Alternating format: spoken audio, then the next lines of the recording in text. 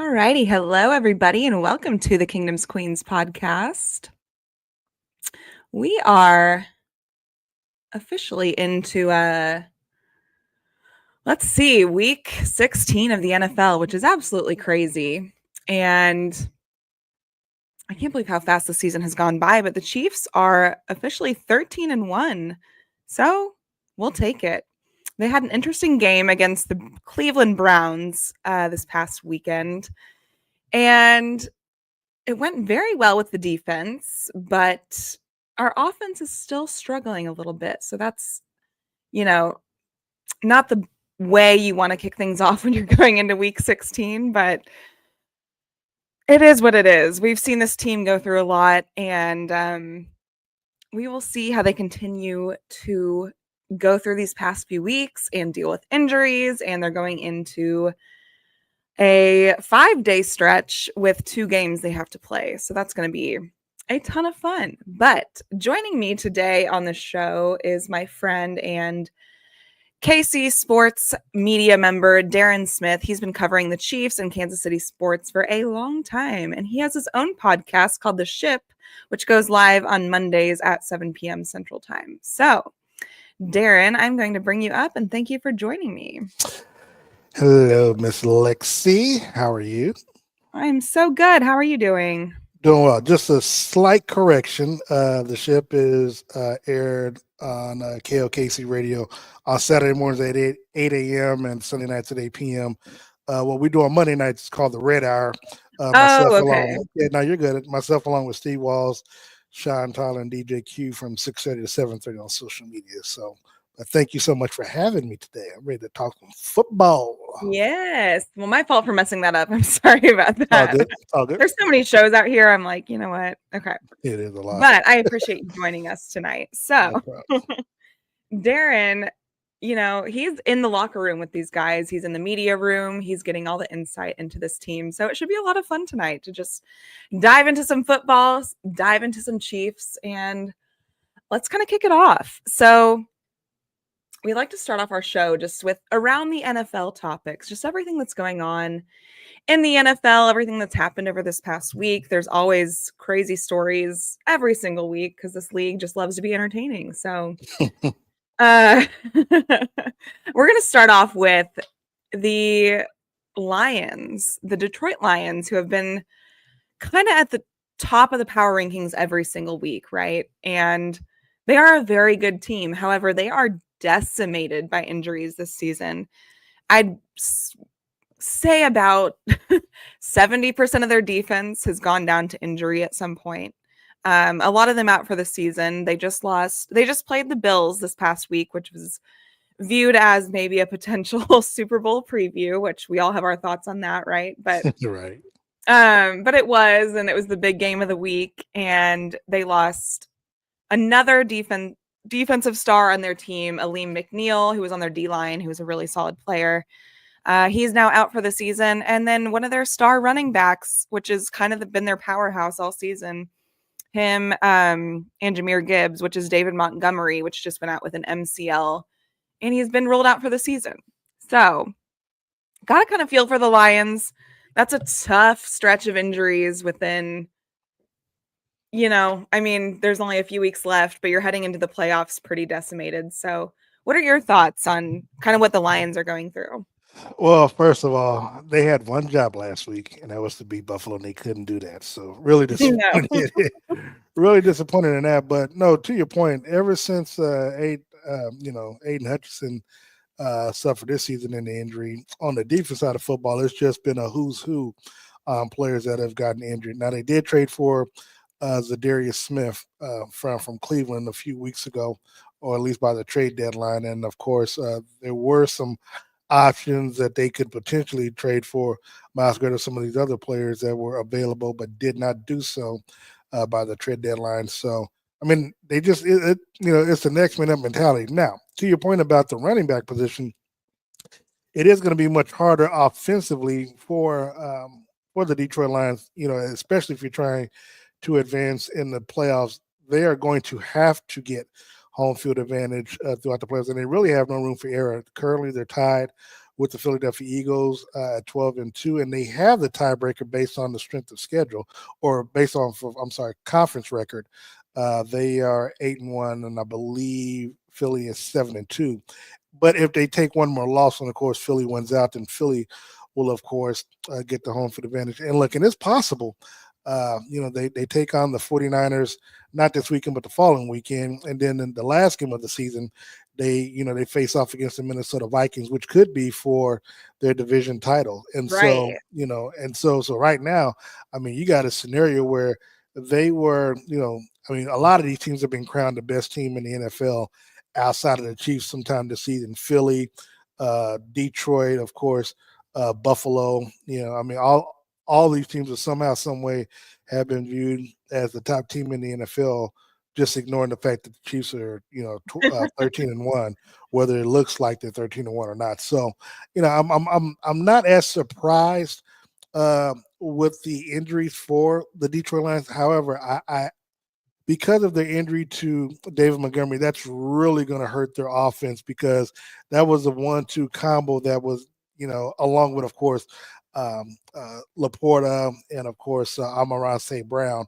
You have so many different options, kind of like Kansas City with the different skill players that you had out there on the field at one time, that now it's, you're either going to run or pass with Gibbs in the background, and you can't put them both in there. So, but Dan Campbell likes to gamble, and we'll see how they operate these next 3 weeks. That he does. I think it's kind of come into question his gambling a little bit these past few weeks, just because they were down 10 to the Bills this past weekend, and he decides to go for the onside kick when there was still plenty of time left. They kind of could have caught up, and then instead he puts them in a great position to score right away. I think Mac Hollins got to like the 5-yard line, and immediately the Bills go on and score, and then kind of put the game out of reach. And the Lions did not come through for us like the Rams did the week before.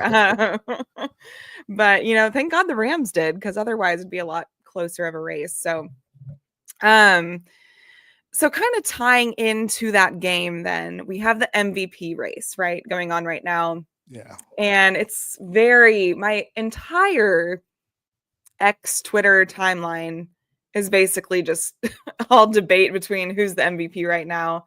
I think kind of the media's foregone conclusion is that it is Josh Allen. He has played very, very well, especially these last few weeks. He's been playing pretty much lights out football. I can't deny it as much as I want to. Yeah. He's been playing very well. But Lamar Jackson also has very, very great stats. He's been playing very well as well. The record isn't quite as good as the Bills. The AFC North is a gauntlet, and we know that. But what do you think? Is it Allen's race to lose the MVP, or what are your thoughts on that right now? Well, unfortunately, I guess you could say it is his race or his MVP to lose. But it seemed like early on in the season, it was, granted, initially it was Lamar Jackson, how, man, he just putting up these numbers along, and having someone like Derrick Henry in the backfield, and they were, of course, winning early on. But you could tell the storyline started to switch to Josh Allen, once he got a couple of wins. The thing, the problem I don't like about it is that they force the Josh Allen on you instead of just letting it take place by osmosis, because people seem to forget that he lost and played badly in their loss to Houston, and he did lose head-to-head to Lamar Jackson and played very poorly in that game as well. So people tend to, they tend to forget that, and because he had great stats in the loss to the LA Rams, they actually got me thinking that, you know what, they're going to give him this MVP no matter what, because that game against the Rams kind of harkens back to 2018 when Mahomes had 6 touchdowns and 5 turnovers in the game against the Rams in Los Angeles, California, that I was at. And but Mahomes played so well, and they put up 51 points in a losing effort, that it was one of those things like, man, what is going on? With this media stuff, to where you have to just crown somebody well early into the season. So, look, I mean, it's fine, I guess. And look, they also have voter fatigue because as great as stats that Lamar put up over the weekend, what's the comeback they say? Oh, he did it against the Giants. So, now, Right. not a sheer fact that Josh Allen's going to be playing the Pats, the Dolphins, in the past 10 of the season, that narrative and that excuse is not going to be used against him because they want him to win the MVP, which is fine. He can win the MVP. Lamar won it last year, and we know how the season We know what turned happened. out. Yeah, Well, and I think it's funny because that is the biggest discourse is about the MVP right now. And I understand the Bills fans wanting their guy to win because he has played very well. But like you said, it's I feel like the narrative has kind of been throughout the playoffs for Josh Allen and everything over the past few years has been it's not Josh Allen's fault that they're losing. It's the coaching and the defense, right? Or it's the but if he injuries, wins, or it's if always he wins, it's all Josh Allen. oh, for sure. If they win, it would be all credit to him. Now, if Mahomes wins, we're not allowed to give him credit anymore because it's the defense carrying him and it's elite play calling. And it's, so it's the narratives just social media has taken a different meaning to, I feel like, the MVP race, to a Well, lot let of me say, different things going around in the NFL. let me say this, because I don't want to take anything away from Josh, because to his credit, and I'm someone I don't mind giving credit. I'll probably give everyone credit except for Boy Wonder out in Los Angeles, but but be that as it may, Josh Allen is playing exceptionally well based off of expectations. A lot of people did not expect Josh Allen and the Buffalo Bills to do this well after Gabe Davis left, after they got rid of or traded Stephon Diggs. And so literally you can kind of see where this is, Chiefs a la 2 years ago after they traded Tyreek Hill. And look, the good thing about for what Josh Allen is doing is that, and we talked about this on the Red Hour last night, that Josh is allowed to play freely. So he doesn't have that quote unquote number one wide receiver that Right. that he has to get the ball to, because people made a lot of good points that yes, in the manner in which they won, I guess they put up 48 or whatever they did Mm-hmm. against the Lions on Sunday. Well, Amari Cooper is technically the number one receiver. He had no targets, he had no catches, he had no Yeah, yards. that's something. Now, if that was Stephon Diggs and they scored 48 points, or the week before, Josh Allen had those 6 touchdowns, 3 of them on the ground and 3 up to other receivers not named Stephon Diggs, there might be a problem in that locker room, even though they're quote unquote winning. And so I get where where you can mirror Josh's situation this year versus the Chiefs a couple of years ago. And I will grant you that because I do see that. Now, again, is he deserving of it? Man, I don't care. I mean, as someone who covers the Chiefs, look, I just want them to get to the Super Bowl, for selfish reasons. I enjoy free trips to the Same. Super Bowl. So, I don't have any problem whatsoever. Everybody can win it as long as the Chiefs make it to the Super Bowl at the end. I'm good. That's exactly how I feel. I feel like, sure, if he wants to go win the MVP, that's totally fine with me as long as the Chiefs are still the ones standing in the end.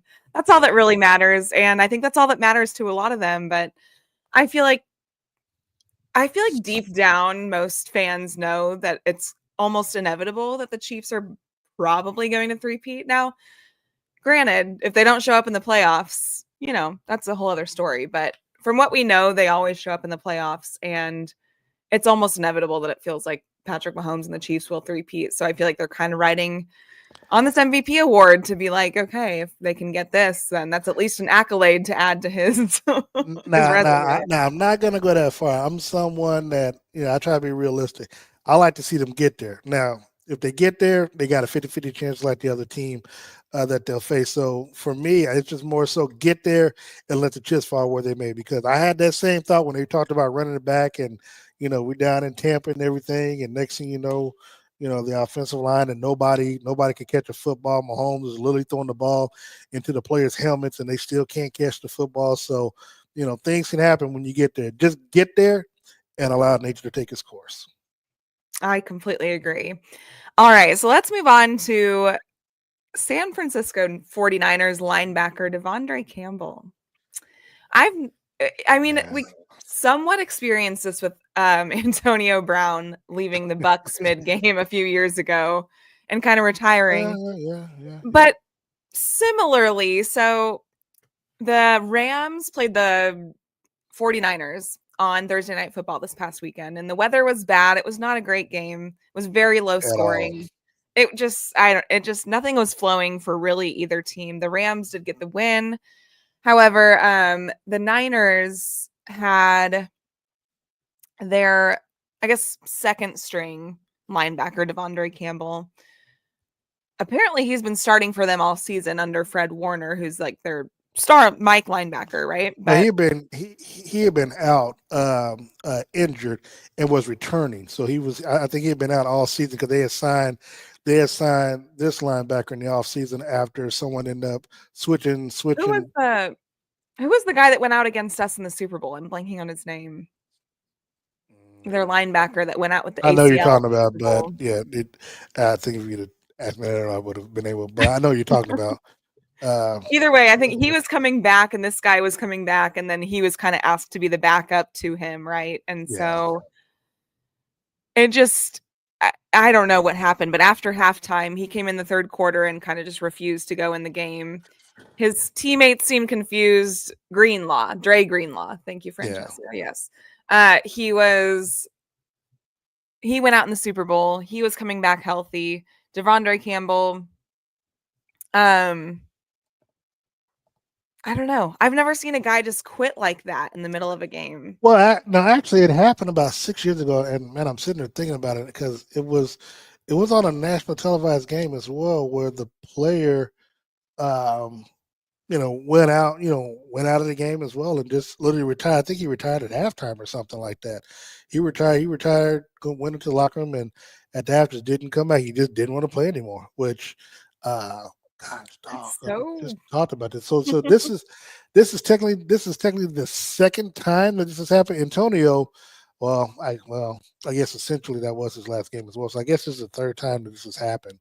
Because I know Antonio Brown left and then caught a Uber to Oh the yeah. airport. So yeah, and actually was his technically that was his last game because I know he was cut after that. Now this gentleman has been suspended for the final 3 games, and the reason why a lot of people wonder why it took so long or whatever, even though Kyle Shanahan said that he played his last game, is more so had to do with, in case a grievance was being filed. And so, you get the lawyers involved and the CBA agreement, stuff like that. It's hard to just send a player home, without cause. And technically, I mean, he did Right. have, they did have cause. So it is a sad situation.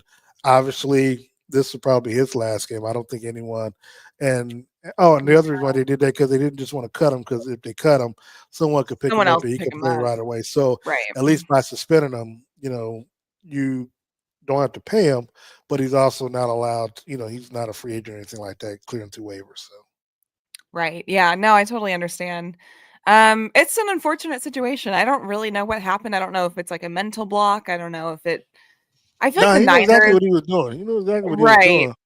And I I just wouldn't feel like the advise Niners have anybody had doing so that. many, they've had so many issues this season, so many injuries, so many personal life things that have happened. It's just been an unfortunate season for them. So not what I expected from the Niners, but it is what it is. And What's interesting if you think about it, most teams when they lose a Super Bowl, they have I don't want to call it Super Bowl hangover, but they always had that slump. yeah, The Chiefs are the only team that I can remember in recent memory, the Chiefs and the Patriots that have not fallen, that did not fall off after losing the Super Bowl. The Chiefs, of course, I mean the Patriots, of course, came back the next year and won it when they beat the Chiefs in the AFC Championship game. But yeah, it's surprising because most of these teams that have lost either to the Chiefs or in the Super Bowl, they've gone downhill. And the Rams are the only team that have won a Super Bowl that kind of that went downhill. yeah. They went downhill and now they're kind of back up on track. Same with the Eagles. They lost to us and they kind of fell off. They started out well last season and then they kind of took a dive I at the disagree. end. I wouldn't say they fell off. They just, I mean, because they still had a good seed. I think they won. I can't remember if they won. No, I don't think I don't know if they won their division or not. But they still made it to the playoffs. They just happened to lose. I mean, They made the that's play. I different. think the Cowboys won and they made the playoffs. Yeah. The Eagles made the playoffs, but they won in the wild card round. So, Yeah. or they lost. Sorry, lost in the wild card round to the Buccaneers. So it's all kind of full circle, right? So yeah. Oh gosh. Anyway, let's move on to the next topic. I don't know if anyone watched Monday Night Football last night, Oh but God, I did. I watched bits and pieces of it. I was out with my dad to dinner for a while, so I only caught parts of it. You got lucky now. I know. So we had the barn burner with the Atlanta Falcons against the Las Vegas Raiders and Kirk Cousins. That's an interesting story. He was paid a lot of money to go to the Atlanta Falcons in the offseason. Do we think it's time? I mean, the division's not fully out of reach for the Falcons right now. They've actually played some decent football at the beginning of the season. They beat the Buccaneers twice. So they do have that tiebreaker. It's very close, neck and neck between the two. I think the Buccaneers are obviously on the hot streak right now. But the Falcons are trying to stay in it and keep their playoff spot. Do you think it'd be wise to put in their rookie Michael Penix Jr. right now, or do you think they stick it out with Kirk Cousins? They're going to stick it out with Kurt. They're going to let him go in the offseason, or at least look to try to trade him. You keep Kurt in, if nothing else, just out of courtesy because of his contract, but you keep him in as a starter until they are essentially eliminated. And, if they do get eliminated, then I could see a scenario where you play Michael Penix in week 18, kind of like the Chiefs did when they clinched, their division and a playoff spot back in 2017 and allow Patrick to start that last game against the Broncos. Right. I could see something like that happening. I would have benched him a while back. So, but that's just me. My thing is, if I knew I was drafting a quarterback, I would not have signed Kirk Cousins for that type of contract, because you're going to be on the hook for a lot of money next year, and dead cap and guaranteed money that you got to come off of them. Shout out to Kirk Cousins' agent for getting him all these crazy deals, and he's making good money for one playoff. Okay, quarterbacking. I don't know. And the Raiders, Max Crosby, he's out for the season now, so he wasn't even playing. And their defense still managed to stump the Falcons offense, which is just, it was just a bad game all the way around. I mean, horrible. I looked in the fourth quarter, and hell, Cousins barely had 100 passing yards, which was just ungodly awful. I feel sorry for some of the Atlanta media that had to watch that were there in Vegas, and Vegas is just bad. Like, there's a real good chance that Antonio Pierce will be fired at the end of the season, and the Raiders will go all out to try to bring in Deion Sanders as the head coach. Oh yeah, I can totally see that happening. No, that's what they're going to do. You think for sure? No, I know for sure. Because what are those rumors about Shador going to New York Giants? It's not going to happen. You think that's all smoke? No, it's not going to happen. Look, right now, I think the Raiders have the number one pick. They do. Deion Sanders did tell, Antonio Pierce, go draft my son. Now, if he's not there, then if Deion wants to coach in the NFL, he'll be able to coach his son there, because I can assure you Tom Brady's going to have a lot to do with that next hire.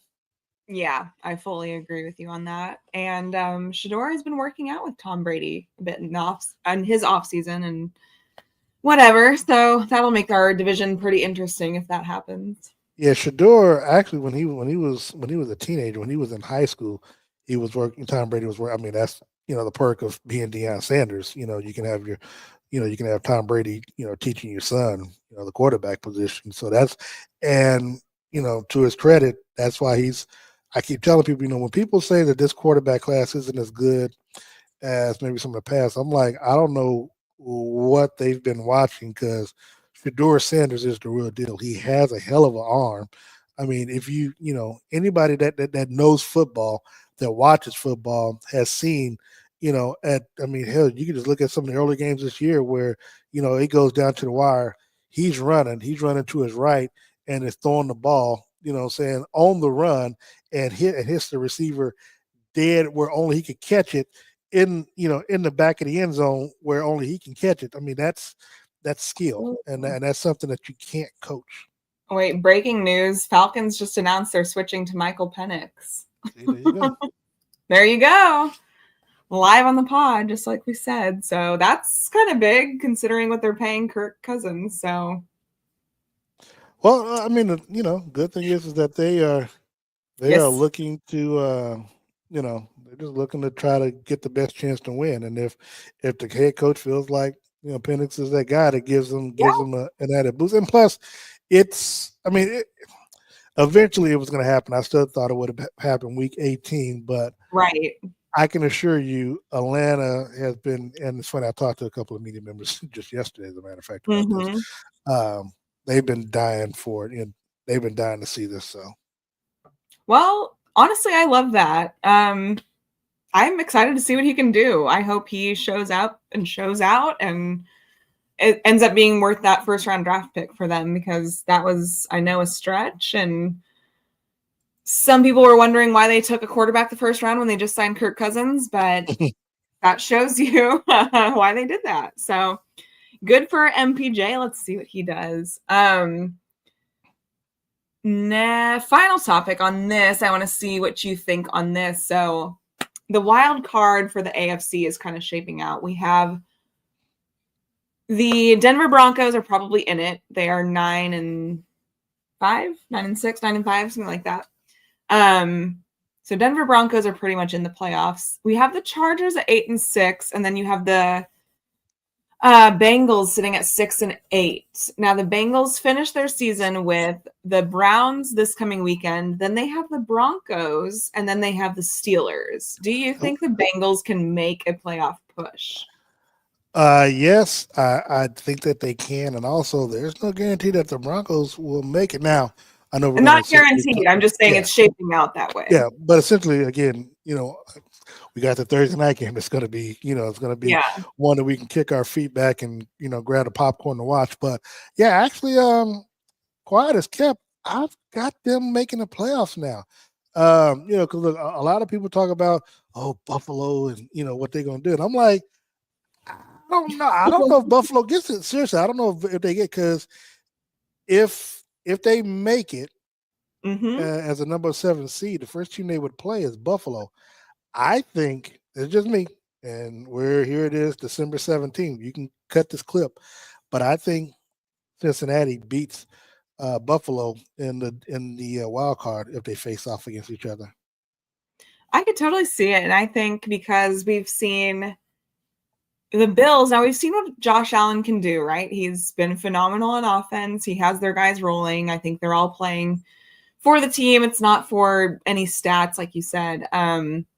However, no one's questioning the Bills' defense, really. Like, they're putting the Bills at the top of all these power rankings, and I understand their offense is doing really well. The Bills have given up like 85-plus points in these past 2 games to the Rams, who are a high-powered offense, and the Lions, who are a high-powered offense. But the Bills have given up a ton of points on defense, and I expect them to adjust a bit, but I do feel like this is what kind of keeps screwing them in the playoffs each season. And you have a high-powered offense like the Bengals going up against them, who kind of have the Bills' number these past few seasons. Yeah. And Joe Burrow, arguably, I wouldn't say in the clutch, but in regular games, has been one of the best quarterbacks in the NFL. He's leading in passing yards. I think he's leading in touchdowns. Jamar Chase has been the best wide receiver in the NFL. And if Jamar Chase has no haters, I'm dead. But what I like about Jamar Chase, but I will give him his flowers. He has been phenomenal this season. So I think if that team makes the playoffs, I do think they pose a bit of a threat to some of the AFC teams that are comfortably at the top right now. Yeah, on our show last night, I think someone posed a question: would we rather face, or I guess which team?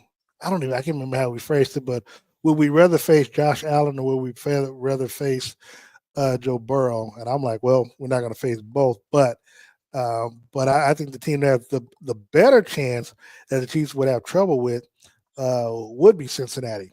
And so, but Cincinnati has proven to be the only team to come in Arrowhead since Mahomes has been Right. the starter outside of Brady to beat the Chiefs in the playoffs. However, the Chiefs technically have problems facing both of these teams. They have matchup issues. But what I tell people is that generally when you beat a team and you face them again, the team that does the winning generally doesn't make too many adjustments the second time around because they feel like what they did before worked. However, most of the time, Kansas City has lost to these teams in the regular season and then, turn around and got lucky. It was, of course, the one time that the Chiefs didn't against the,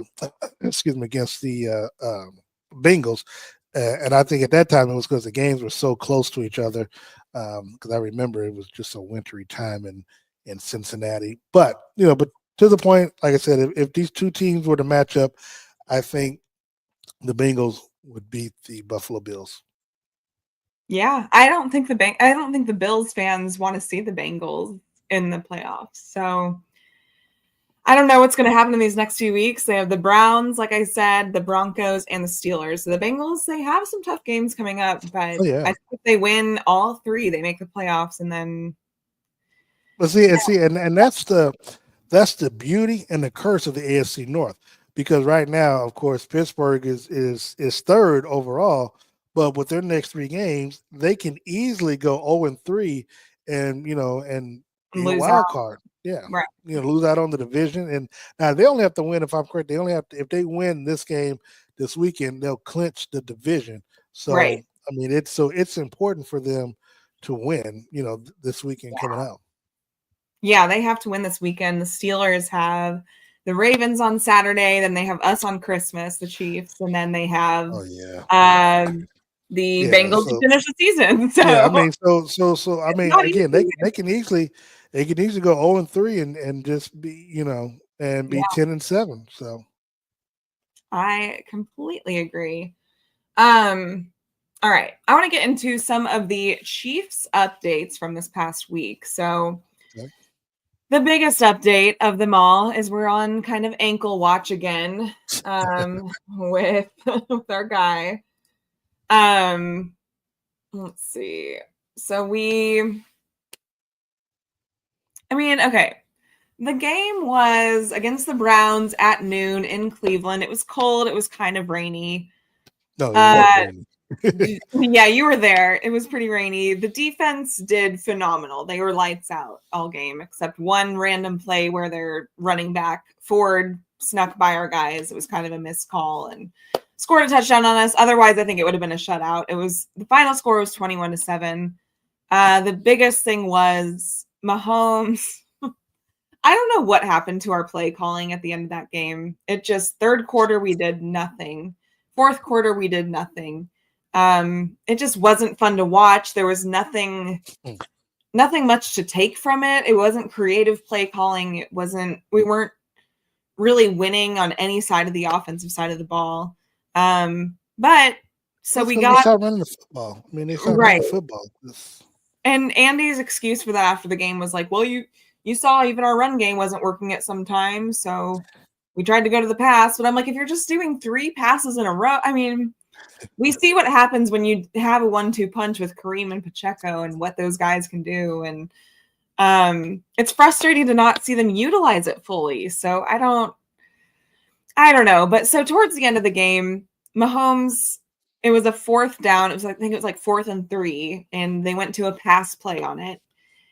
And Mahomes just got swallowed up in the pocket, got kind of pretzeled in the pocket, landed really weirdly on his ankle, which should have been prevented. And I think a lot of Chiefs Kingdom agrees with that. It wasn't a necessary hit. And then our beloved quarterback got injured. So he was limping off the field, didn't go in for the rest of the game. We put Carson Wentz in our backup for the last 2 drives. I don't think Carson ended up scoring on either of those, but he didn't lose us the game either. He was fine for what it was going in that late into a game. But so right now we're on ankle watch, and we're going into our stretch of 2 games in 5 days as well. So right now, Mahomes was a full participant in practice today. He spoke in his press conference and kind of, I think what everyone's thinking is that Mahomes will most likely play this Saturday just because we know how he is. And the way he talked in his press conference today made it sound like he would be starting on Saturday. So I guess what are your thoughts on just all of that, what you think, what you expect from Mahomes and so forth? Well, as we said on our show last night, I expect him to play. I mean, he's stubborn like that, which is good. But he also mentioned in the presser today that his ankle, if you try to compare it to Jacksonville in the division around, is not as bad. It's a high ankle sprain, but it's not as bad. And he had been working. I think he stayed either with Rick Burkholder or stayed at the stadium last night, which is something that he'll do. He'll do from time to time when he's trying to get back into get back to be able to play the following weekend. Had the Chiefs, if the Chiefs could have, I guess if the Chiefs had been 14-0, they might have already clinched home field advantage, and he would not be playing this weekend coming up. So, long story short, I expect him to play. I expect him. My concern, if anything, is always going to be the play calling, because you're putting your quarterback in position to get hurt for some of the Right. negligence in the play calling. Look, they have these last 3 weeks done stuff that has made me just scratch my head and literally just see my hair get more gray, where I can't keep just for men in Same. business long enough, because on Black Friday it's 4th and 1, and they have Patrick, or 4th and 2, and Oh they my have Patrick trying to throw a deep pass to Xavier Worthy instead of just God. running the football to extend the drive. And then the next week, or last week against the Chargers, is 1st and 10, I think at the 40-some yard line. They get a ball to Pacheco. He gets 6 yards. It's 2nd and 4. They give him the football again. He rushes for 3 yards. Now it's 3rd and 1. Instead of just giving the football, extended drive, get a first down, they have Patrick drop back to pass, and it's incomplete. I had to come out and and punt the ball. I'm like, it's unbelievable, honestly. and I am truly debating if I'm going to the presser tomorrow, because we'll talk to the coordinators. And I talked to Nagy briefly Sunday after the game, basically just telling him have a safe trip home, because I was waiting to talk to Harrison Bucket when he was exiting the locker room, so I didn't really get a chance to converse with him like I normally would. It's probably a good thing I didn't, because I'd have been like, man, what are you doing? Because between he and Andy, man, this play call in the last 3 weeks has just been mystifying. But I put, and I'll give you just a little sneak. So Steve and I, when we do our pregame show, we talk about X Factor. By X Factor, obviously it could easily be the play calling, but it's going to be the tackles. I mean, these tackles are going to have to hold up, because sooner or later pride has to kick in. Now, granted, you don't have Wanye there. It'll probably still be Tooney, and then I think Caliendo at the left guard, but Juwan on the right side. Right. But sooner or later pride has to start kicking in, where you can't keep getting your ass whipped week in and week out and allowing your quarterback to get, because I can assure you that if Patrick gets hurt, coming back this weekend and as we get to the playoffs and he's out, I can assure you that whoever allows that sack to happen, they're going to need security, because Chiefs fans are no. You said no. I'm so like, I was covering the Chiefs. I've been covering the Chiefs for 31 years. Since I was a sophomore in high school. When that kicker, I think it was Lynn Elliott, when he missed those 3 field goals, and man, he had that security take him to his vehicle, and not just from the fans, from his own. When I say they wanted to put hands on him, they wanted to put hands on him, because you can't, that's bad. And so you don't want to be that guy that saying is the cause or is the reason why Mahomes is lost for the season or the playoffs. So absolutely not. And that kind of brings me into So we saw Joe Thuney start versus Myles Garrett, who won Defensive Player of the Year last season. Joe Thuney's not a left tackle. He did play it some in college. He's been an all-pro left guard throughout his entire career, pretty much. He started with the Patriots with Tom Brady. He won Super Bowls with them. Then he came over to the Chiefs and won Super Bowls with us. He's a phenomenal football player. He's a football guy. He will step up when asked. And I'm really, really proud of the effort that Joe Thuney put forth last week, as well as Mike Caliendo. I think Mike Caliendo was actually the highest graded O-lineman last week, and he had to fill in at left guard. And I do feel like you said, I think their pride was on the line this past week. I think the O-line was seeing things in the media. I think they were seeing things that fans were saying. And as much as they probably try to tune it out and not pay attention, it's no. First of all, they're not going to tune out because I'm going to bring it up to them. So, yeah, Darren's not going to let them forget. Whether it's on the record, whether it's on camera or not, I talked to them like, man, what y'all doing, man? Come on now. So, I have those conversations. I think they want you to go to the press conference tomorrow.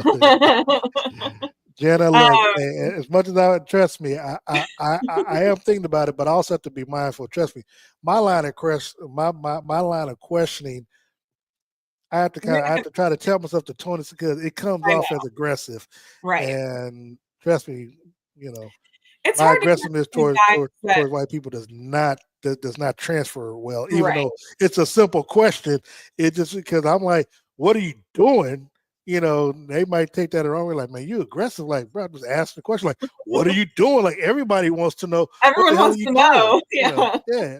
Which that's the thing is, it's hard because you'll get credit from the fans for asking, but you're gonna get not so much credit from the actual coaches and players if you're asking those questions. So it's tough. It's a tough rope to walk there. But that's what I tell you. They're getting asked the same questions by the players. They just don't like it verbalized where it goes out into the public. Right. So. But you know what time it is.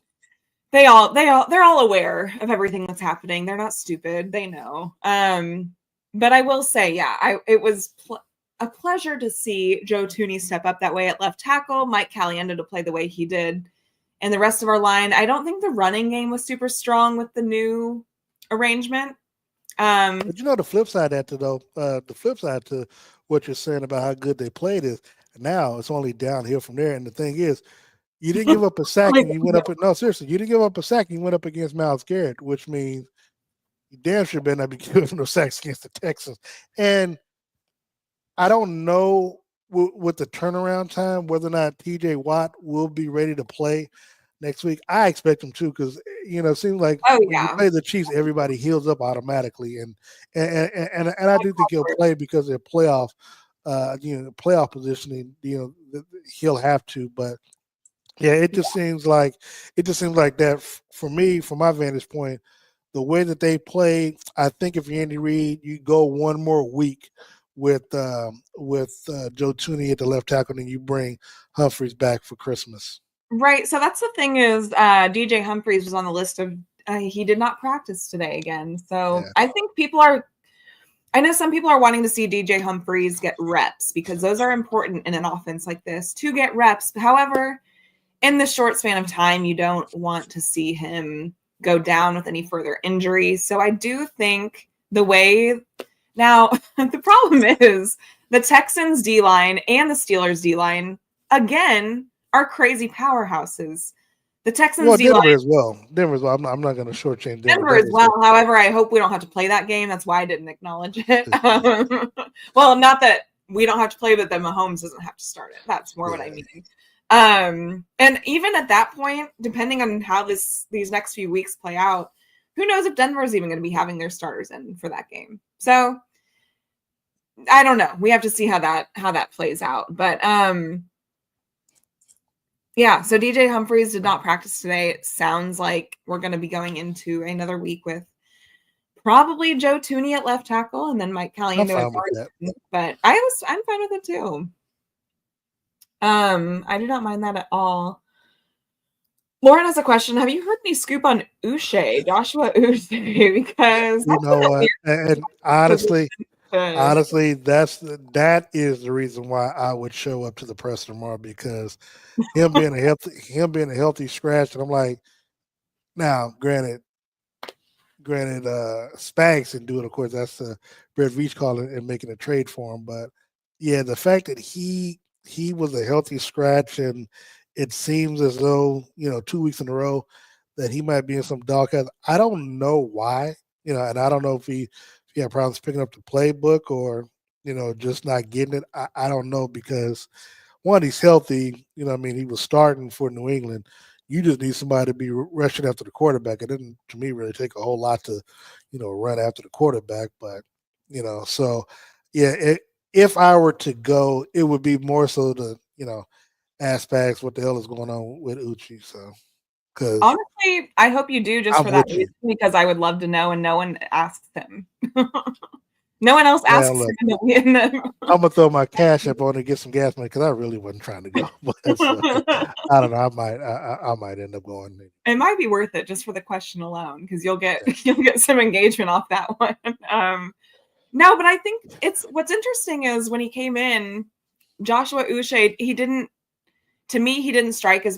strike me as anyone who would have any character issues. He seemed like he was very excited to be here, very excited to play alongside Chris Jones, his old teammate Mike Dana from college. Mike Dana had nothing but good things to say about him.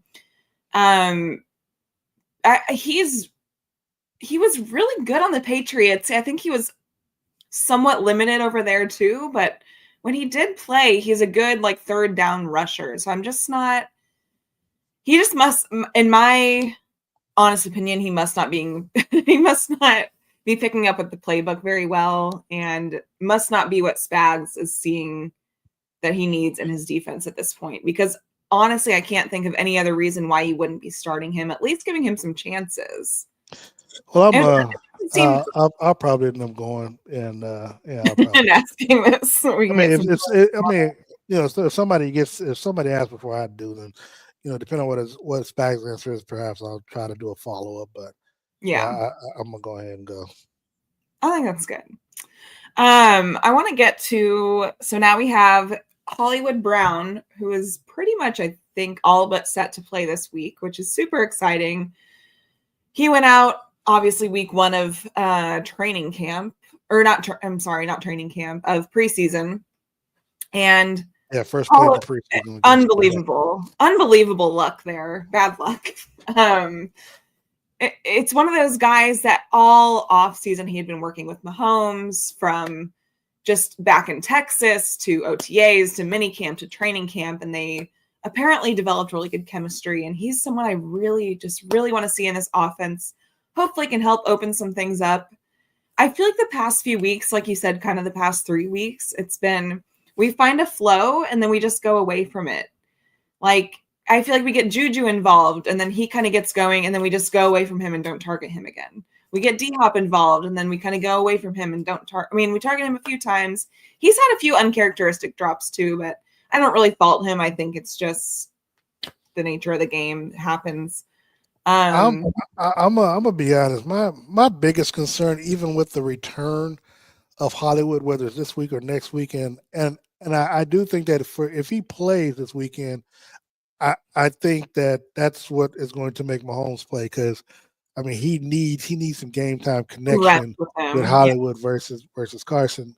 However, this is my biggest concern is that even if you add him, and look, we've talked about all season that when they get these players back, the offense should look totally different. The problem is it's not going to be the offense of the players. It's going to be those calling the plays, because now you're going to have essentially everybody back with the exception of Rashee Rice. And so, Right. Offensively, you got all these healthy players, but the play calling is as such to where it does not look like a high powered offense with a Pacheco, with the Hunt, with the Worthy, with the with the Kelsey, with the Noah Gray, with a Juju, with the D-Hop, with the Brown.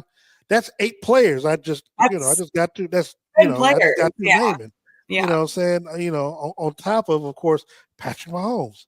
And hold on, and Justin Watson when and then of course you're eventually going to get McCole Hardman back, saying for the Right. playoffs. And so, yeah, it's. I mean, it is a good problem to have when you've got that amount of players, but if you're not putting them in good position, and we haven't talked about this at all, but Patrick Mahomes is not playing Patrick Mahomes football. He has not played well this season. I know. Essentially the entire season he has not played well. And so, I'm someone who, if I'm gonna hold coaches accountable, I gotta hold our quarterback accountable as well, to where it's like, bro, you got to get your act together, because Patrick, and I don't, I mean, I'm gonna be honest, Patrick been on some bullshit this season when it comes to the way he's been playing football. So that's my guy, but I can't, I'm not just going to stick up, not going to just stick up for it because, he's our quarterback. He's just, he's got to play. I mean, he's got to play better. A lot of the throws that he's been making has been either out of bounds, in the dirt, and feet over. Yeah, it's just, and so, and some of it has been because of how the offensive line has been protecting him. But even when he's had time, he'll because I've asked him about holding on to the ball too long, and he'll do it. But I know. But, it's definitely that's still my guy.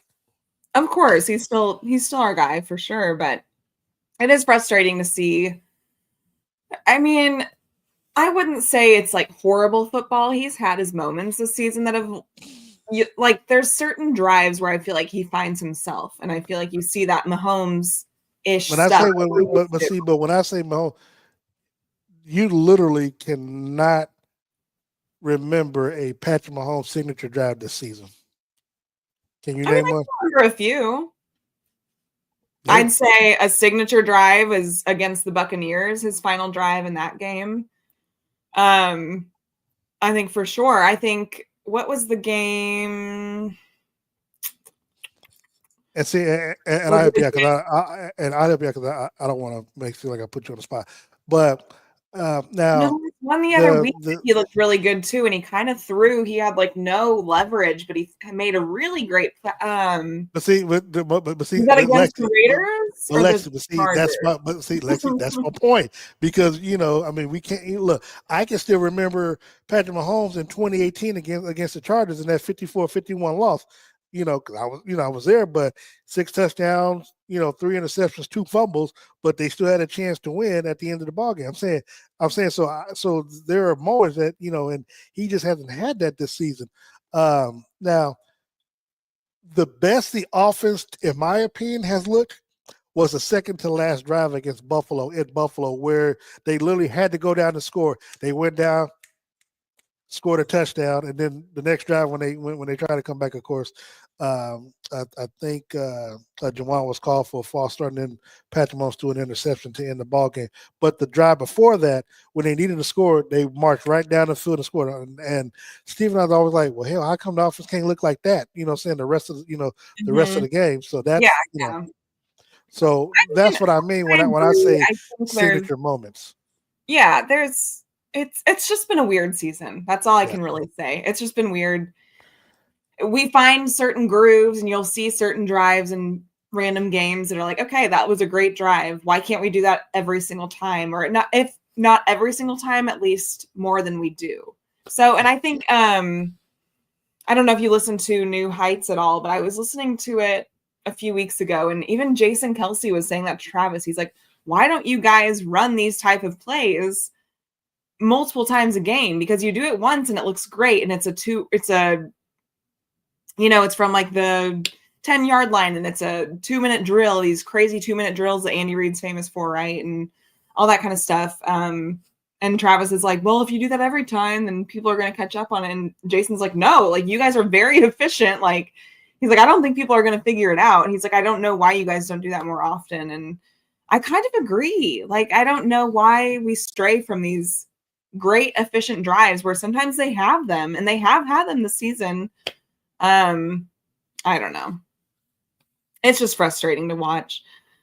Yeah. But our final thing right now I'm going to talk about is the Chiefs release Clyde Edwards-Helaire, 2020 first round pick. he kind of he's had his ups and downs on this team for sure, but I think a bit of a soft spot for all of us, just because what we know he's gone through, how he's opened up to us this past season. He's been through a lot mentally, and he's had his injuries too, but they finally released him, and he did clear waivers today. He is now officially a free agent. I know Andy said in his Andy seems to have a real attachment to CEH, and he said today in his press conference that he would want to bring him back in the future if it was possible. So maybe we see him on the practice squad. I don't know, but yeah, I mean, look, once Pacheco was coming back, and obviously Clyde, even though he was off the injury reserve or the non-football injury reserve list, I believe it was. The Chiefs just weren't going to carry 5 running backs. I mean, he was going to be up. So he was always going to be the odd man out, and eventually it was going to just take place. And then, of course, bringing back Hollywood and some of the other players, they were going to have to, they were going to have to. I mean, it was a timing issue. It was going to happen. We just didn't know exactly when. Yeah. Anyway, overall thoughts I want to get into the Chiefs and Browns recap, and then we can dive into the preview of the Texans game. So Chiefs at Browns ended up 21-7. Chiefs defense played lights out against the Browns. They saw what Jameis was capable of with turnovers, and they took full advantage of that. They had 3 interceptions on Jameis, and then I think that was Nick Bolton. Trent McDuffie got his first interception. Shout out Trent McDuffie. He's been waiting for that. Love to see it. So proud of him. And then Brian Cook and also got his. And then our rookie got Jaden Hicks got his interception on Dorian Thompson-Robinson when he came in for Jameis Winston, who eventually got benched. And I love Jameis Winston. I think he's a fun player to watch, but he was definitely struggling. It was not an easy game for him. It was not pretty. Our defensive line was getting a ton of pressure. I think Charles Omenahue's return has been absolutely huge for us on that defensive line. I think it just opened everything up for everyone. Charles caused like a forced fumble on Jameis. I think George Karlaftis got like 2 sacks. Tershawn Wharton got a sack. Chris Jones should have had a sack. It was taken away from him, unfortunately, due to another penalty downfield, which happens to poor Chris Jones a lot. Well, it's funny. Quick side note. From time to time, Chris doesn't like to talk to the Kansas City media, he likes to call it, because he blames us for, I think, when he had to split a sack with George, that they took it away and gave it. And I'm like, he always said, I already talking to him. I'm like, and I always ask him, who the F is y'all? I'm like, and so when that happened Sunday, I was gonna mess with it, but I just I'm still kind of pissed about what happened with Patrick, where because I was gonna ask Chris, like, who you gonna blame? Who you gonna blame now? I think because you had a sack, we had nothing to do with it being taken away. Right. So who you pissed off at now? So no, Chris is a good guy, man. But he's my favorite press conference interview for sure. Well, and what I was gonna say is that leading up to the game, I talked to both Trent and Justin in the locker room. I mean, me and Justin talked for about 10 minutes about it, about James is going to give you every opportunity to. Yeah, he is. And one of the, because I think, because I remember that Justin had played against Cleveland when he was in Houston. And when I asked him about it, and this is a lot of people don't remember, he actually is the one that pretty much ended Baker's season when he was in Houston, because I think he said he intercepted his pass and then knocked him out of the ball game and hurt Baker's shoulder and Baker. Well, no, he didn't. Okay, he didn't I remember that Baker. injury. Yeah, but Baker played with that shoulder injury the rest of the last few games or whatever, and that was like this last. That was the end of it. But I remember talking to Trent, and I said, Trent, I said, it's the weekend now. I said, you are going to get a chance to, he's like, I'm looking forward to it. He said, I know you're going to put it up there. I said, you just got to be in position to get it.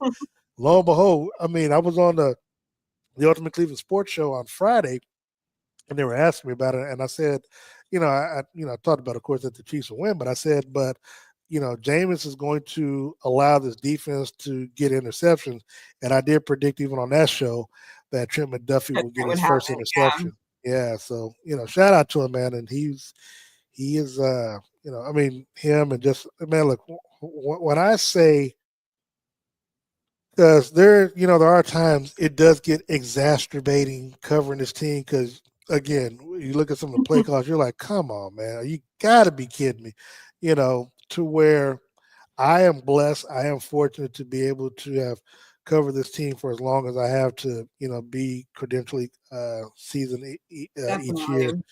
to cover this team where I have to remind people, people like you, I am technically not a fan of the Chiefs. I do like the Chiefs, don't get me wrong, because hometown team, but they were not my football team growing up. I grew up, being a Cowboys and a Niners fan. People say, how you do that? Well, the Chiefs were bad in the 80s. They were bad. And so even back then, Listen, if the you're Chiefs bad, haven't been great until recently. So yeah, well, I after mean, they got Derek Thompson and Neil Smith. yeah. But what I tell people is that during that time, the Chiefs were playing at noon. So growing up, I'm in church every Sunday. So I wasn't watching the Chiefs. And so by the time we get home, get out of church clothes and family dinner, stuff like that. But by that time, it's 3:00. And so if they're watching football, the Chiefs, I mean the Cowboys or the Niners are on television because Cowboys are always on TV, and then the They Niners had in the a 80s. great rivalry back then. Yeah, and so that's the team. Those are the teams that we grew up watching, and so I can't remember. I can't even remember when I went to my first. I went to my first Chiefs game before I started covering the Chiefs, but I started covering the Chiefs my sophomore year in high school. And the thing I remember most about my first game I covered them, I think it was a Sunday night game at the time, and I'm eating dinner with John Madden in the press box. So for me, that was like the coolest thing. That's like the And coolest thing ever. yeah, Yeah, my dad raised me on Kansas City sports, right? So we grew up going to a lot of Royals games, not as many Chiefs games. I think my first one was in went to like more Royals games than the Chiefs, and I school. was always a big Royals fan. Yeah, I was. Yeah, definitely a big Royals fan. I went to my first Chiefs game, I think, in middle school, and that was when Dante Hall made his impact on me. Yeah. And and I ended up meeting him at Oak Park Mall one of those random times. He was super nice. But that's kind of when I started getting more into Chiefs football. But people are asking you in the comments, which we might as well just address while we're on this topic. Who's your favorite all-time Chiefs player? Yeah, I saw that, Thank you for the and question. I just did. I don't know because I don't know. It's hard because I've covered so many players. Um, at the moment, I don't know. All time, man, that's crazy. Because I like, I mean, I don't have issues with the players. I love the players. Um, but like I say, I do like Justin. Justin Reed and Trent. When it comes for trying to do my job as in interviews and trying to get comments from people, I will say that You're a big most times, guy. yeah, I mean but most times players who are going to the podium, you don't get a chance to talk to them a lot because they're going to the podium, but there's not been one time whether it's Trent, actually most of the players, if I ask them to talk, they'll talk. That includes Kelsey, but there are saying but I make the judgment from time to time depending on how the game is, what kind of loss it is. you know I'll give a player the grace, like, hey man, like Jawan, there are times I want to talk to Jawan, but I know if he had a bad game where he's getting called for penalties left and right, this ain't the weekend to talk to him. So I No, just no, tap him on no. the shoulder. Hey, look, man, better, good luck. We'll get you next week, whatever. Yeah, all right, I got you next week. So Right. and I can essentially get Kelsey anytime, but I know everybody's always trying to talk to him, and and then a lot of times folk want to ask him about his personal life, which I don't care. So the thing is, and I like getting Kelsey most so we're on the road because there's not that many who travel that and so but I'll also ask him in advance, like, yo, can I get you when we're in the next city, because I'll ask him on advance versus after the game, and I, he'll just say, hey, depending on how the game is, I got you, so Yeah. Yeah. because I remember the Super Bowl, he was like, Kelsey wouldn't talk to nobody in the locker room before he talked to me, so that was much respect after after winning the Super Bowl. Yeah. So, but to answer the question, I mean, man, it's so hard. I mean, I guess be easy to say Mahomes. Well, you know what? I'm be honest. I'm gonna say Mahomes only because it's because of Mahomes. Your boy been covering these Super Bowls because I've been covering the Chiefs for a long time, Right. and I've been applying for Super Bowls and always got declined. The moment this man, well, I did do a radio road 2 years before he came, but the moment he was starting the quarterback for the Chiefs, and a year in 2018, that was my first time getting credentialed for the game itself, and I've been credentialed every year since. So because of that, he's always going to be sentimental to my heart. And it's funny, I tell people, I mean, I got asked this while I was in Cleveland, said, man, would you leave Kansas City? And I'm like, technically I would if the price is right, but I'm also in the midst of covering. Now, yeah. Well, yeah, but here's the thing. I told him I'm in the midst of covering the Michael Jordan of the NFL. I don't really know. I said, I like these free trips to the Super Bowl. I said, and I'm not trying to get that up no time soon. I don't think you can replace what you're doing right now and what you're covering. And I mean, as much as even you don't care about Travis Kelce's personal life per se, he is dating the biggest pop star arguably in the world right now. And it's just, there's a lot going on with the Chiefs. And so I think you're in a great spot. It's a dynasty. How would you not want to cover a dynasty in my opinion? No, you're right about that. But the reason why is because it's his personal life, because it has nothing to do with what happens on the field. Of course, and that's respectful. It's respectful of you to not ask him. Well, yeah, because trust me, I'm not dumb. I'm not blind. I mean, but we could go back to Patrick's first few years, saying with his girlfriend, now wife, and his brother, but again, and I know a lot of the family, so it's like, but that's not, Patrick ain't got nothing to do with it. I mean, it just, so I'm not. Those are questions that, for me, I'm not going to ask because it's like, let somebody else do it and let them get chastisement and let Chiefs Kingdom come. I mean, look, I can handle Chiefs Kingdom, but but again, it's just not my place, and I really don't care. The only thing I've asked of Kelsey, I said, if by chance there's a Here Comes the Bride, just invite your boy. That's all I'm saying. Invite your boy. Let me see what the hoopla is all about. Yeah. Listen, let me know. Right. I'll be a +1. No. But all right, moving on back to Chiefs football. Well, we're kind of talking about that anyway, but you know what I mean. Let's see. So Chiefs get the win over the Browns. A little bit of questioning play calling at the end of the game. Yeah. Third quarter and fourth quarter. Not great, but we get the win and we move. So we're moving into, or I guess here, I didn't ask this. What is your player of the game for that game? Do you have a player that stood out to you making the biggest impact? I know who mine is, but I want to hear who yours was. Or which one? For the Chiefs versus Browns. Who was your player of the game for that game? Man. Could be offense or defense or special teams. No.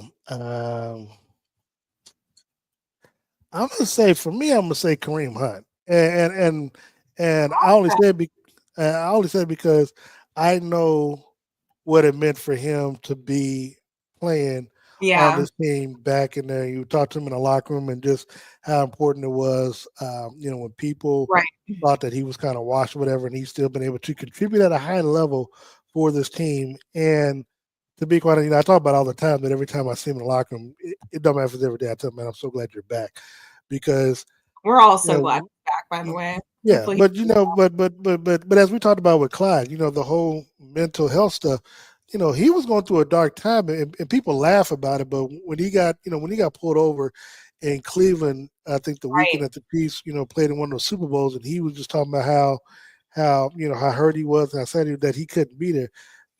That doesn't. I mean, people don't understand. And it took me a long time to really get a grasp on the mental health stuff, but mentally, you don't know what that does to a person's psyche. And for him to be back here, basically for round two and coming full circle and playing a vital role. Because I tell people, if Kareem Hunt gets suspended, but is back, but is on this team in 2018 against the Patriots, Chiefs win that game, win it easily. Right. And who knows how many Super Bowls that the Chiefs would have in a I row. Maybe they know. have 4 or 5 going for a 6-speed. Who knows? But Six feet. but the sheer fact that he's here, he's Yeah. back and he's playing a high role and he's been nothing but a quality citizen, man. I mean, my heart just pours out for him. So for me, he was my MVP of that game. I love that. I completely agree. I loved seeing him play in his old stadium with his team that was his first team and yada yada. I think it was great.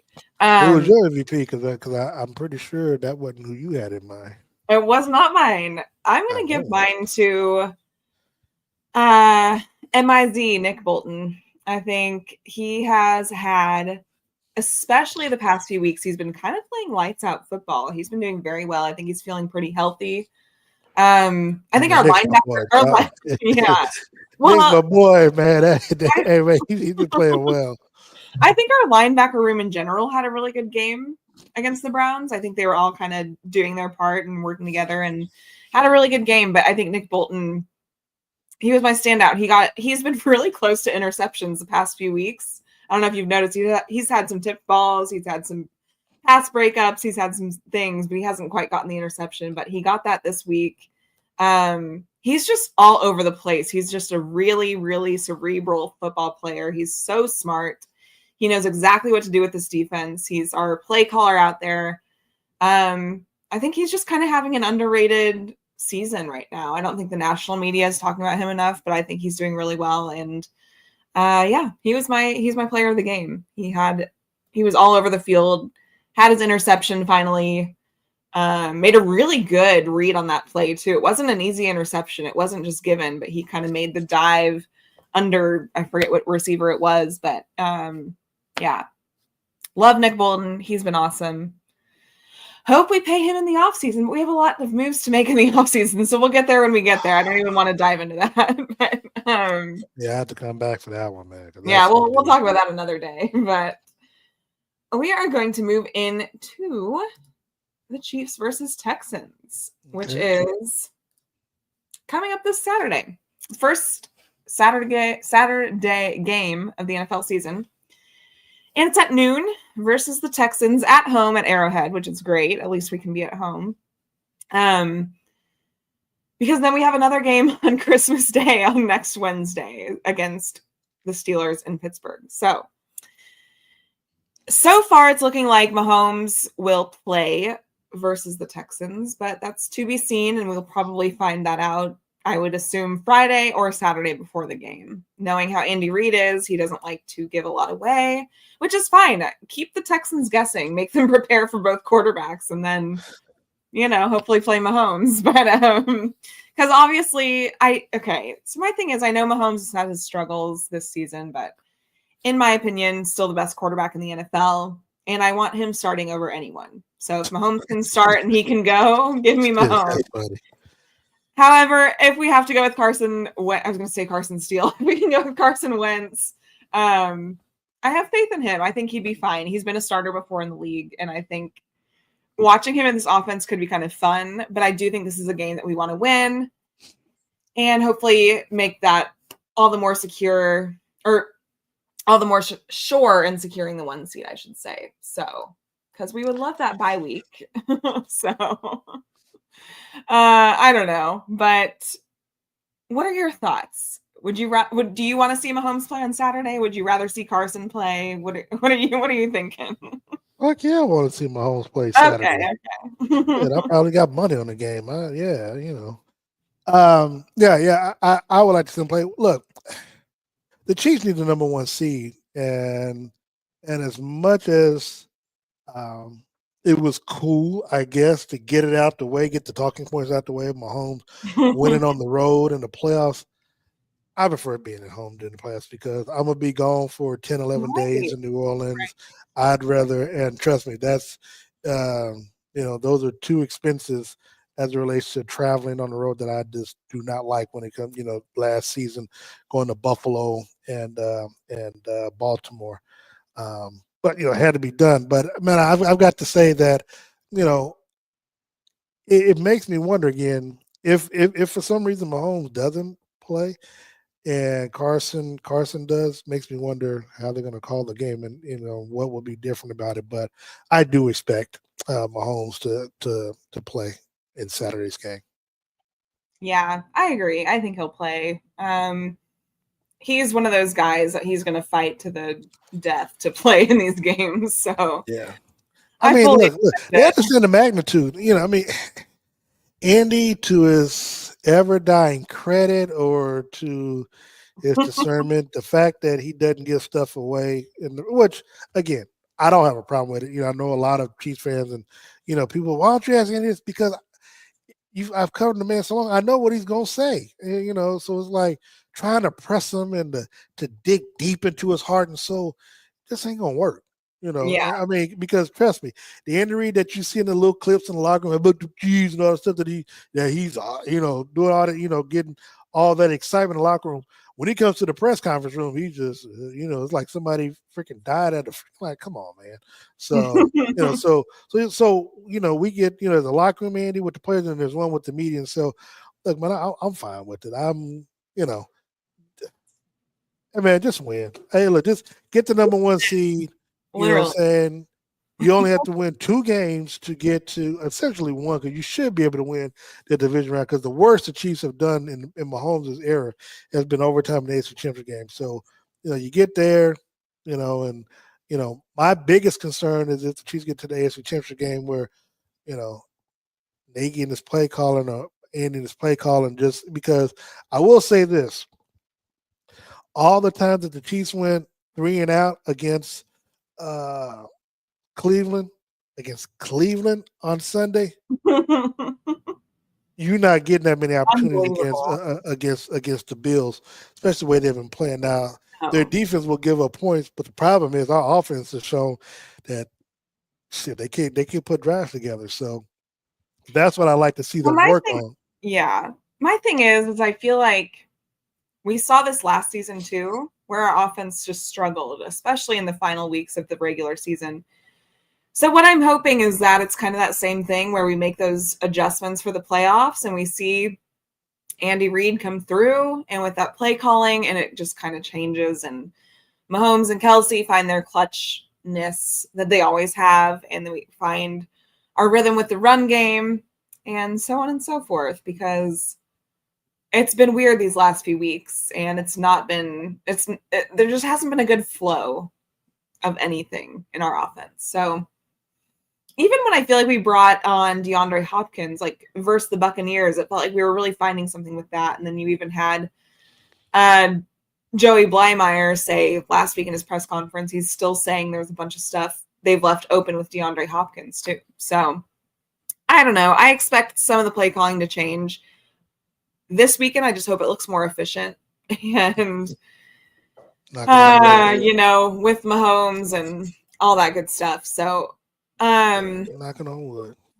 What are so with the Texans, they have the AFC South secured. They are officially in the playoffs with that. AFC South, as we know, is not great this season at all by any means. The Jaguars are horrible. The Titans are horrible. The Colts are very mid, the definition of mid. The Texans have been good, but they've had their ups and downs. So I don't know. What are your keys to the game on offense for the Chiefs offense this game? Because the Texans have a good defense. They're without some pieces, but they have a great defense overall. It starts and ends with the offensive line and the protection of Mahomes. It starts there, and then the other way to protect Mahomes is going to be running the football. And again, to his ever dying credit or chagrin, Andy Reid, when it comes to running the football, we've got to make sure that coming up that that he and Nagy, whoever people want to give credit for, and calling the plays, they just have to have a balanced offense, and you cannot just keep. I mean, if you let me say this. So Jonathan Jones from CBS earlier this season, actually the week before the Buffalo Bills game, came up with an article saying that Matt Nagy's name has been bandied around for a head coaching job. Right. Yes. You notice ain't been nothing else to that, right? Now Nothing else. I said it to the man's face. I said it to his face in Buffalo. I was like, I can assure you that whole Matt Nagy head coaching stuff is going to tamper down, and it has. You haven't heard anything else about it. But if I'm Matt Nagy and I want to get another head coaching job, these next few weeks, this is your resume. Right. I mean, just like we talk about players putting stuff on film if they're a free agent or they get cut or something, you want another team to pick you up. If you are, if you're Matt Nagy, and again, I'm going to give Nagy the same credit as I would give Eric Bieniemy calling the plays. Now, whether it's true or not, that's between them. That's for them to figure out. I don't care. But I'm going to give Matt Nagy the credit because he's the offensive coordinator. So if you want to be a head coach, you've got to show me some stuff these next couple of weeks. Quit putting your quarterback in situations where he's getting hurt, and quit putting your quarterback in situations where your left tackle position minus now. Well, subsequent now with Tooney doing Tooney being there, putting him in a position where he's getting worked. And look, the Chiefs, to their credit, there was no. And people asked me last week, especially with DJ Humphrey, I said there was no way they were going to put YN Morris out there line up against Myles Garrett, because if they did, I'd have been questioning, their coaching IQ. Like, why the hell would you do something like that? So, that was not going to be a favorable matchup.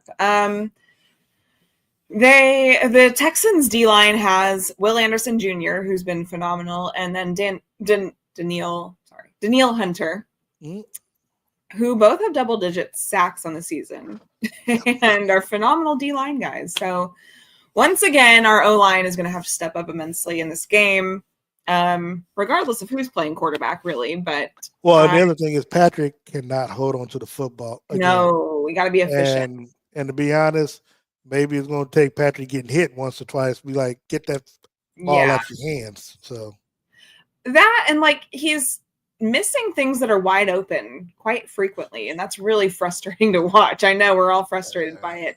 I mean, he takes a deep shot early on to Justin Watson last week, and you got Xavier Worthy open in the crosser, who probably could have gone on to get a lot of yardage, if not a touchdown. So he's missing a lot of wide open things. I think he's somewhat maybe testing things to see what he can get away with against maybe a bad team, but against a team like the Texans, you can't do that. You got to take the stuff that's open and trust your playmakers around you to make those plays and get those yards, and not force things down the field when they don't need to be forced. And I just think he was doing that a lot last week, and he overthrew Kelsey on one route. It was 10 yards over his head. I'm like, what?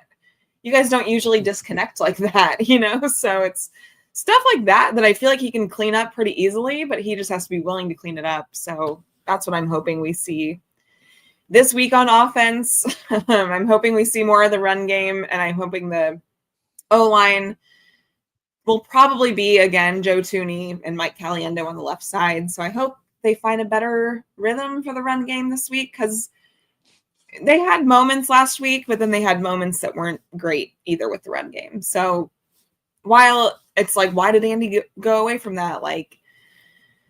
It's just he said something in the press conference, said that they know they need to work on the passing game. I'm like, yeah, but you don't do when it's 4th and 3 and you're up. I'm like, yeah. But again, he's got the 3 Super Bowl rings. Who am I to question? I know you can't. I know that's the thing. It's it's funny. People like, he's got 2 championship rings. Why you question him? But then you want to hold him accountable. So I'm like, damn it, Chief Keenan, make up your freaking mind. There comes a point. And look, Jeffrey, we'll get to the score prediction when we get to it. Jeffrey, we'll get there. We promise. It's our final topic. What are your keys to the defense this week against the Texans? We got CJ Stroud, who's struggling a little bit in his sophomore season, but he's still a good quarterback. And then you got guys like Nico Collins, Joe Mixon, etc. Actually, I think it's going to be more struggles for him. Now, D'Amico Ryan is a great defensive coordinator. I think he was with the Niners, and so, he's. I don't know if they got the playmakers even in the practice squad to kind of simulate what Spags is going to do, but I think that the Chiefs will be. I think they'll get some points, but it won't be as many. I think, I think they'll probably score 14 points in the game. And I think it'll be an early touchdown and a late one just Yeah. because the Chiefs got to do, it generally takes them a minute to actually adjust to the teams, which just baffles me. But, We all know. Mm-hmm. but I do think that the defense is back on track versus what we've seen the last couple of weeks. Definitely. I think Jenna asked earlier, like, do you think that Brown's game was a bit of a defensive, like, kind of got them going? And I do think so. I do think this is kind of momentum they can build off of. Now, granted, Jameis Winston is different than CJ Stroud, but yeah, it's funny because I was wondering when we were going to. So before I started talking to Justin in the locker room, Spags was getting ready to leave to go out the line. I grabbed him. I said, straight up, son. He was like, he looked at me. He said, yeah. He said, oh, we didn't use them all up for this game.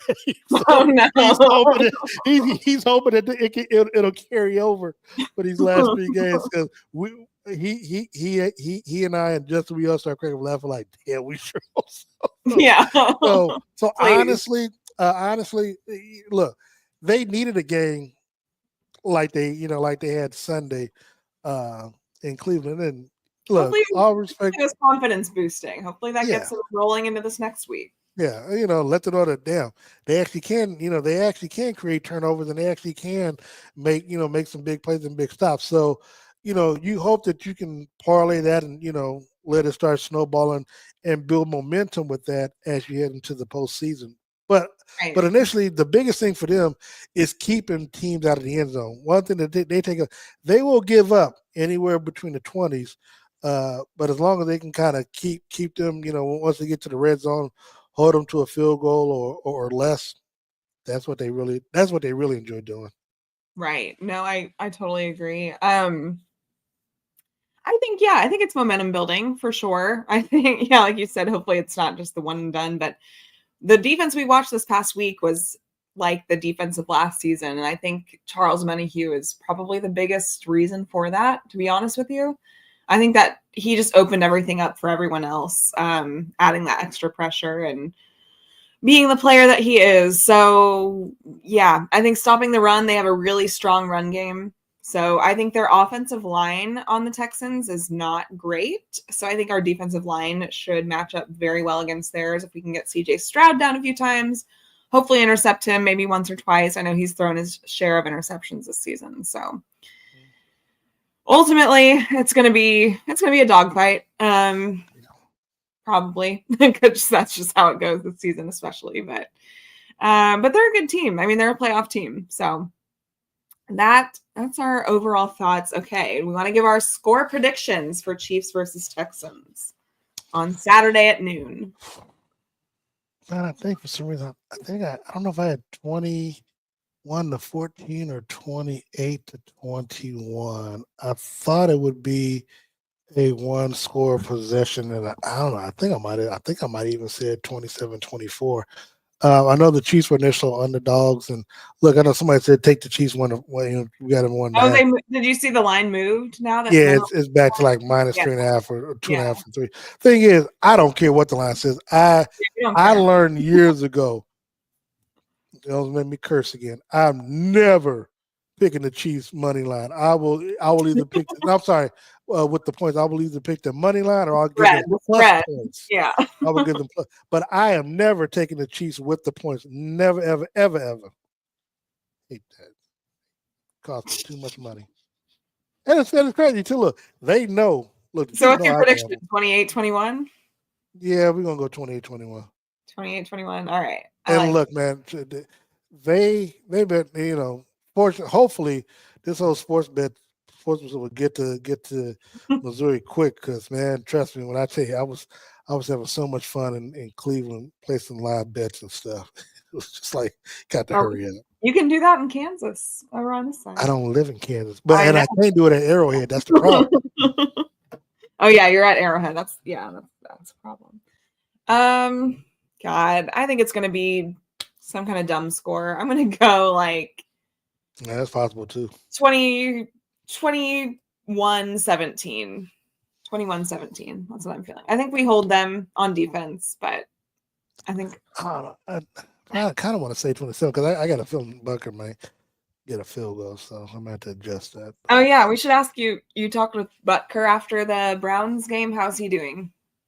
Oh, He had a weird mishap field goal thing happen, but yeah, I asked him did he slip. He said he talked to the Browns kicker. He said that they do have spots out there where you kind of lose your balance, but I mean he's fine. Because I asked him how was he feeling health wise, and he said he's good. So good I gotta take the man. And people are like, oh well, you should take the man at his word. If he wants to lie, he can lie. But he told me he's fine. So there you go.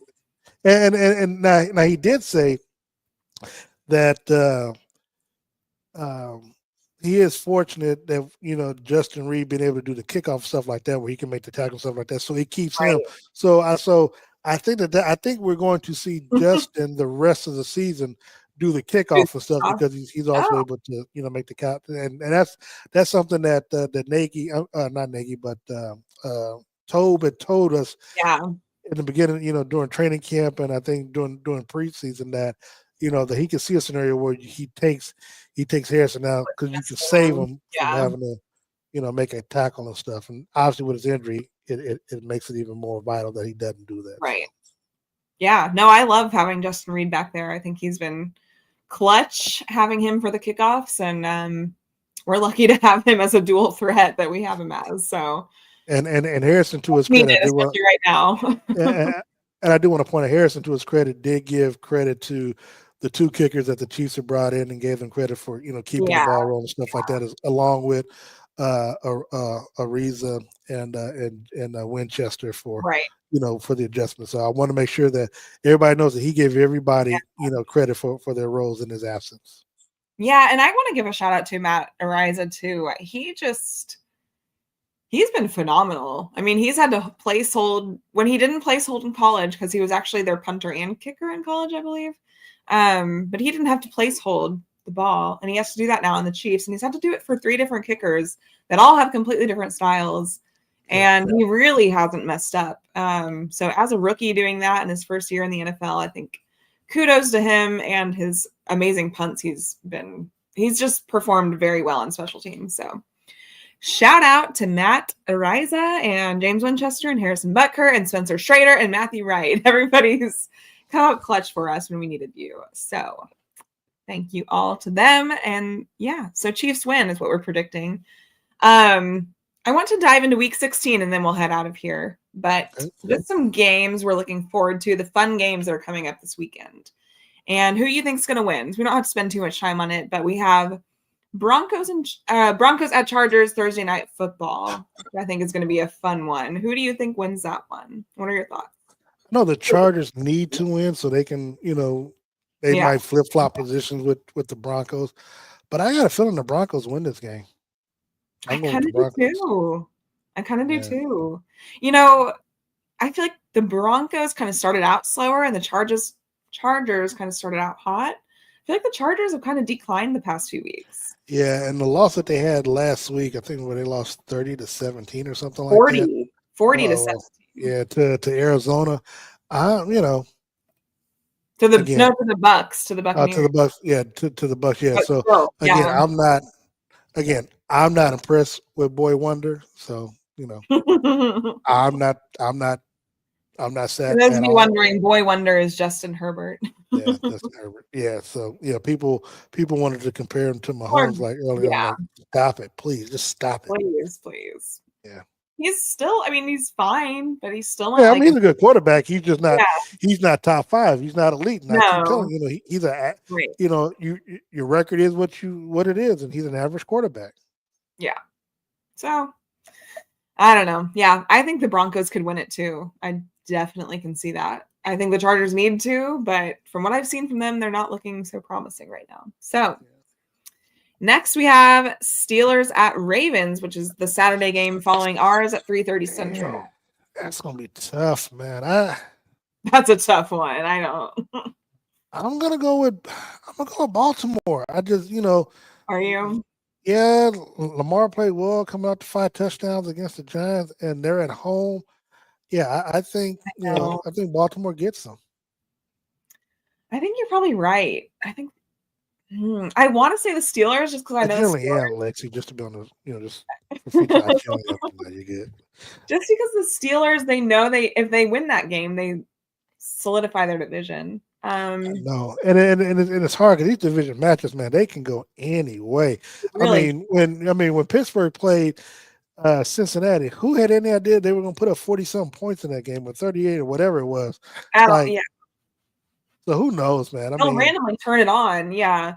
My thing is, I don't know if George Pickens and then TJ Watt are playing. That's a big difference maker. So really huge. George Pickens, I feel like since he went out, Russ's like throw yardage has gone way down, just like the average yards he's been throwing, et cetera, et cetera. And the fact that the Baltimore's not playing Deontay Johnson. Oh yeah. Oh God, that's so funny. That's a whole other thing. They acquired Deontay Johnson at the trade deadline, and then I think he's caught like one pass for 6 yards. So yep. That's a weird situation over there. Also, similar to the 49ers. He's not that he's abandoned his team, but they basically told him he doesn't have to practice this week, and we'll just see where it goes from there. I don't think he ever wanted to be there. I think that's why I don't think he ever wanted to be there. I think he was really hoping to get to Kansas City. Maybe, but no, trust me, I know he wanted to come to. Okay, I know he was hoping to. So he's like, "Why am I on the Ravens? You guys stole me."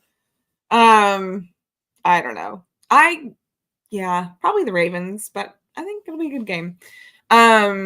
Eagles at Commanders Sunday at noon. Who do you have? Eagles. I think Eagles too. I think they're hot right now. And I think it's gonna be a close game. Yeah. I do think it's gonna be a close game. And look, this is one good thing about Saturday game, Lexi. Get to sit back on the couch on Sunday, you know what I'm saying, and just watch football. Just relax. Once I go to Kansas and place my bets, then I can come back and there you go. Yeah, and I wish they flexed the Patriots and Bills game to 3:25, and they left the Eagles Commanders at noon, which kind of bums me out, but oh well. We have the Vikings at Seahawks Sunday at 3:05. Who do you think? Vikings, yeah, same. Yeah, now you get to.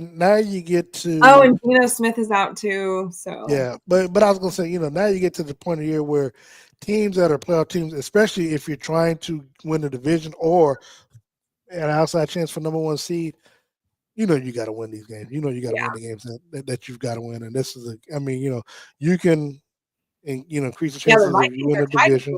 Lions now, so yeah, and I know the Lions have the edge because of the earlier win, but you also can knock out Seattle, get them closer to being eliminated as well. So yeah, there's a lot of good things about that. Yeah, I agree.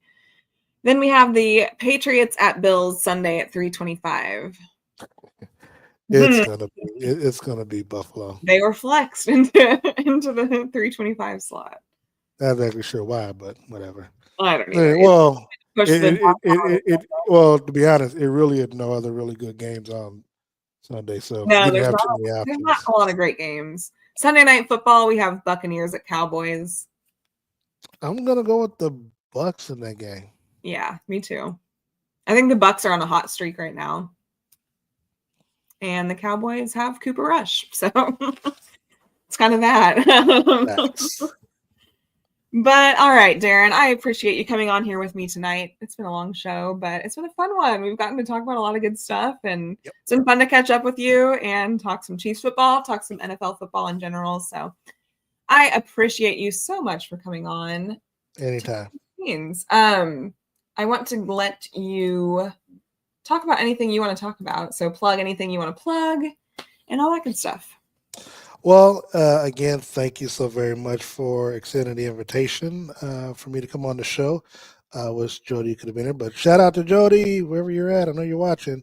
Um, Tune in to the Ship with Darren Smith on Fox Sports Radio's KLKC Radio Saturday mornings at 8 a.m. to 9 a.m. and also Sunday nights from 8 p.m. to 9 p.m. Join myself and Steve Walls for the pregame cheat sheet, which is our version of the Chiefs pregame show that we do live from the stadiums at Arrowhead, along with the opposing stadiums. So we'll be doing it 11 o'clock this Saturday. Christmas is to be determined because I really do not I want to know. go to Pittsburgh. So Oh, yeah. it's not that I can't go. It's not that, trust me, I can go to Pittsburgh. The problem is I really just don't Don't want to want spend to. Christmas. I really just don't want to spend Christmas in Pittsburgh because I can't get a flight home after the game. And so to be there Christmas Eve, Christmas, and the day after Christmas instead of being with family where I can just do whatever. That's so. I'm literally weighing that option right now as it relates to that. But also, you can also tune in on Mondays Mondays following the Chiefs game for the Red Hour with myself, Steve Walls, John Tyler, and DJ Q. And so I definitely appreciate Lexi and Jody for sharing our broadcasts and stuff like that. As I try to make sure I do the same when I get the notifications. Yeah. And what else? Pretty much about it. And so follow me, of course, as you see on social media at Darren Smith NFL for Twitter, along with Instagram, and I think Darren Smith 816 for Facebook. And other than that, Perfect. thank you very much. All right. Well, I appreciate you coming on, and you guys check out Darren on all his platforms and his shows because they are awesome. And he puts out great content. And he has an inside scoop into the media room and with all the players. So maybe we'll see him tomorrow in the press conference if you decide to show up. Yeah, man. We're counting on it now. No. But thank you so much for coming on. I appreciate it. And I'm going to let you go. Take care. All right. Bye-bye. Oops. There we go.